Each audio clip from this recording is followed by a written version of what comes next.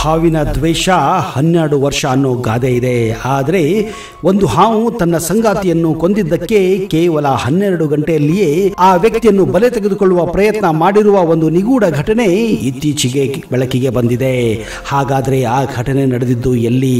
ಯಾಕೆ ಈ ಘಟನೆ ಹಿಂದಿನ ಸತ್ಯಾಂಶ ಏನು? ಯಾಕೆ ಆ ಹಾವು ಪೊಲೀಸ್ ಸ್ಟೇಷನ್ ಅನ್ನೇ ಎಂಟರ್ ಮಾಡಿತ್ತು? ಈ ಎಲ್ಲ ಮಾಹಿತಿಯನ್ನ ಇವತ್ತಿನ ಈ ವಿಡಿಯೋದಲ್ಲಿ ನಿಮಗೆ ಕೊಡ್ತಾ ಇದ್ದೀನಿ. ಅದಕ್ಕಿಂತ ಮೊದಲು ನೀವು ನಮ್ಮ ಚಾನೆಲ್ಗೆ ಹೊಸಬರಾಗಿದ್ದರೆ ದಯವಿಟ್ಟು ಈಗಲೇ ಸಬ್ಸ್ಕ್ರೈಬ್ ಮಾಡಿ, ಜೊತೆಗೆ ಬೆಲ್ ಐಕನ್ ಕೂಡ ಪ್ರೆಸ್ ಮಾಡಿ.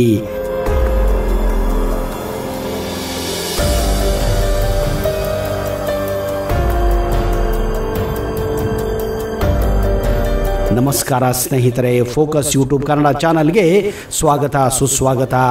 ಜಿತೇಂದ್ರ ಹಾಗೂ ಇರ್ಫಾನ್ ಎನ್ನುವ ಇಬ್ಬರು ಕಳ್ಳರು ಶಿವನ ದೇವಸ್ಥಾನದಲ್ಲಿ ಕಳ್ಳತನ ಮಾಡಿ ಸಿಕ್ಕಂತಹ ದುಡ್ಡು ಒಡವೆಗಳನ್ನು ಒಂದು ಬ್ಯಾಗಿನಲ್ಲಿ ಹಾಕಿಕೊಂಡು ಅಲ್ಲಿಂದ ಪರಾರಿಯಾಗಲು ಪ್ರಯತ್ನ ಪಟ್ಟಿದ್ದಾರೆ. ದಾರಿಯಲ್ಲಿ ಚಿಕ್ಕದಾದಂತಹ ಒಂದು ಕಾಡು ಅವರಿಗೆ ಸಿಕ್ಕಿದೆ. ಅದೇ ಏರಿಯಾದಲ್ಲಿ ಗಸ್ತು ತಿರುಗುತ್ತಿದ್ದಂತಹ ಪೊಲೀಸರಿಗೆ ಆ ದೇವಸ್ಥಾನದಲ್ಲಿ ಕಳ್ಳತನ ಆದಂತಹ ವಿಷಯ ಹೇಗೋ ಗೊತ್ತಾಗುತ್ತದೆ. ಹಾಗೂ ಅವರಿಗಿರುವ ಕೆಲವು ಮಾಹಿತಿಗಳ ಮೂಲಕ ಆ ಕಳ್ಳರು ಆ ಚಿಕ್ಕ ಕಾಡಿನಲ್ಲಿ ಪ್ರವೇಶ ಮಾಡಿರಬಹುದು ಹಾಗೂ ಅವಿತುಕೊಂಡಿರಬಹುದೆಂದು ಅವರಿಗೆ ಗೊತ್ತಾಗಿ ಅವರನ್ನು ಅಲ್ಲಿಯೇ ಕಾಯುತ್ತಿರುತ್ತಾರೆ. ಅದೇ ಸಮಯದಲ್ಲಿ ಇರ್ಫಾನ್ ಎನ್ನುವ ವ್ಯಕ್ತಿ ತಪ್ಪಿಸಿಕೊಂಡು ಓಡುವ ಭರದಲ್ಲಿ ಅಲ್ಲಿಯೇ ಪೊದೆಯಲ್ಲಿದ್ದಂತಹ 2 ಹಾವುಗಳ ಮೇಲೆ ಕಾಲಿಡುತ್ತಾನೆ. ಅಷ್ಟಾದರೂ ಆ ಹಾವುಗಳು ಇರ್ಫಾನ್ಗೆ ಏನು ಮಾಡುವುದಿಲ್ಲ. ಆದರೂ ಕೂಡ ಇರ್ಫಾನ್ ಹಾವಿಗೆ ಹೆದರಿ ತನ್ನಲ್ಲಿದ್ದ ಮಚ್ಚೆಯಿಂದ ಒಂದು ಹಾವನ್ನ ಕೊಂದು ಹಾಕಿದ್ದಾನೆ ಹಾಗೂ ಅಲ್ಲಿಂದ ತಪ್ಪಿಸಿಕೊಳ್ಳಲು ಪ್ರಯತ್ನ ಪಟ್ಟಿದ್ದಾನೆ. ಆದರೆ ಕಾಡಿನ ಹೊರಗೆ ಬರುತ್ತಿದ್ದ ಹಾಗೆಯೇ ಪೊಲೀಸರು ಅವನಿಗಾಗಿಯೇ ಕಾಯುತ್ತಿದ್ದರು. ಮುಂದೆ 50 ಮೀಟರ್ ಓಡುವಷ್ಟರಲ್ಲಿ ಜಿತೇಂದ್ರ ಹಾಗೂ ಇರ್ಫಾನ್ ಪೊಲೀಸರ ವಶವಾಗಿದ್ದಾರೆ.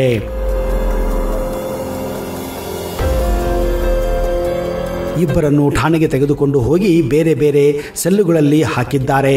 ಆದರೆ ಪೊಲೀಸರಿಗೆ ಈ ಹಾವಿನ ವಿಷಯ ಮಾತ್ರ ಗೊತ್ತೇ ಇರಲಿಲ್ಲ. ಇರ್ಫಾನ್ ಕೂಡ ಇದರ ಬಗ್ಗೆ ತಲೆ ಕೆಡಿಸಿಕೊಂಡಿರಲಿಲ್ಲ. ಪೊಲೀಸರು ಅವರಿಬ್ಬರನ್ನ ಜೈಲಿನಲ್ಲಿ ಹಾಕಿ ತಿಂದು ಉಂಡು ಕುಡಿದು ಠಾಣೆಯಲ್ಲಿ ಮಲಗಿದ್ದಾರೆ.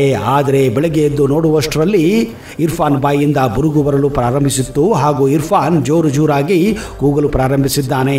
ಅಷ್ಟರಲ್ಲಿ ಒಬ್ಬ ಪೊಲೀಸ ಎದ್ದು ನೋಡಿದಾಗ ಒಂದು ಹಾವು ಇರ್ಫಾನನ್ನ ಕಚ್ಚಿ ಅಲ್ಲೇ ಇದ್ದ ಒಂದು ಬೀರು ಕೆಳಗೆ ಅಡಗಿಕೊಂಡಿತ್ತು.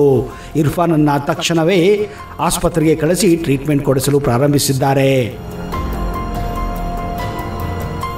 ಪೊಲೀಸರು ತಕ್ಷಣ ಕಾರ್ಯಮಗ್ನರಾಗಿ ಹತ್ತಿರವೇ ಇದ್ದಂತಹ ಒಬ್ಬ ಹಾವು ಹಿಡಿಯುವರನ್ನ ಕರೆಸಿ ಆ ಹಾವನ್ನ ಹಿಡಿಸಿದ್ದಾರೆ. ಆದರೆ ಆ ಹಾವು ಪೊಲೀಸ್ ಠಾಣೆ ಒಳಗೆ ಹೇಗೆ ಬಂತು, ಜೈಲು ಒಳಗೆ ಬಂದು ಇರ್ಫಾನ್ ಅನ್ನು ಯಾಕೆ ಕಚ್ಚಿದೆ ಅನ್ನೋ ಹಿಂದೆ ಪೊಲೀಸರಿಗೂ ಈ ವಿಷಯ ನಿಜಕ್ಕೂ ಅಚ್ಚರಿಯನ್ನು ಮೂಡಿಸಿತ್ತು. ಇದೇ ಕಾರಣ ಆಸ್ಪತ್ರೆಗೆ ತೆರಳಿ ಇರ್ಫಾನ್ ಅನ್ನು ವಿಚಾರಿಸಿದಾಗ ತಾನು ಮಾಡಿದ ತಪ್ಪಿನ ಬಗ್ಗೆ ಪೊಲೀಸರ ಮುಂದೆ ಎಲ್ಲ ವಿಷಯವನ್ನ ಬಾಯಿಬಿಟ್ಟಿದ್ದಾನೆ. ಆಗ ಪೊಲೀಸರಿಗೆ ಗೊತ್ತಾಗಿದ್ದು ಯಾಕೆ ಈ ಹಾವು ಪೊಲೀಸ್ ಠಾಣೆಯಲ್ಲಿರುವ ಸೆಲ್ಲೊಳಗೆ ಬಂದು ಒಬ್ಬ ಕೈದಿಯನ್ನ ಕೊಲ್ಲಲು ಪ್ರಯತ್ನಿಸಿದೆ ಎಂದು.